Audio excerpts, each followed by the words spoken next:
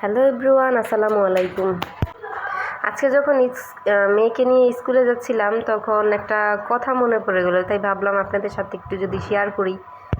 আমার হচ্ছে 3জন ছেলে মেয়ে। এক বড় মেয়ে হচ্ছে ক্লাস 2-এ পড়ে, আদিবা। আর দুইটা ছেলে হচ্ছে টুইন।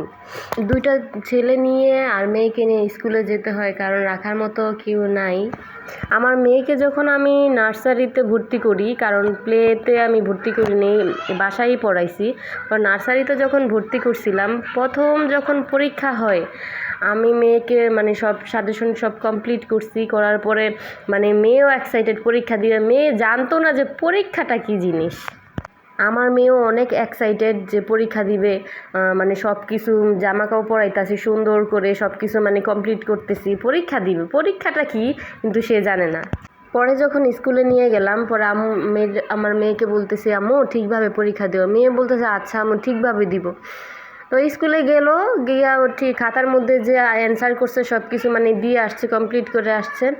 এখন পরীক্ষা দিয়ে বাসায় যখন আসতেছে, তখন আমারে বলতেছে যে আম্মু পরীক্ষা তো হয় নাই, পরীক্ষা কি? পরে আমি বলতেছি, এ কি কেমন কথা বলতেছো, পরীক্ষা হয়নি? তোমার কি খাতা দেয় নাই? তুমি কি লেখো নাই?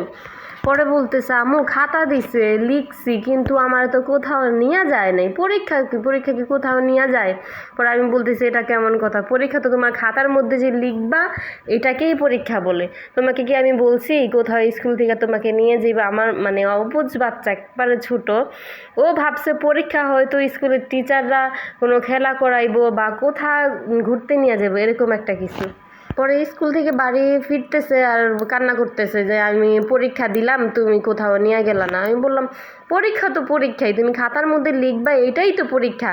ও মানতে নারাজ। ও ভাবে যে পরীক্ষা হয়তো বা খেলা বা কিছু করে না, এটা তো স্কুলে আমি পড়তে গেলাম, স্কুলে লিখতে গেলাম, তাহলে পরীক্ষাটা কি? ওরা বুঝাইতেই পারলাম না এটা পরীক্ষা।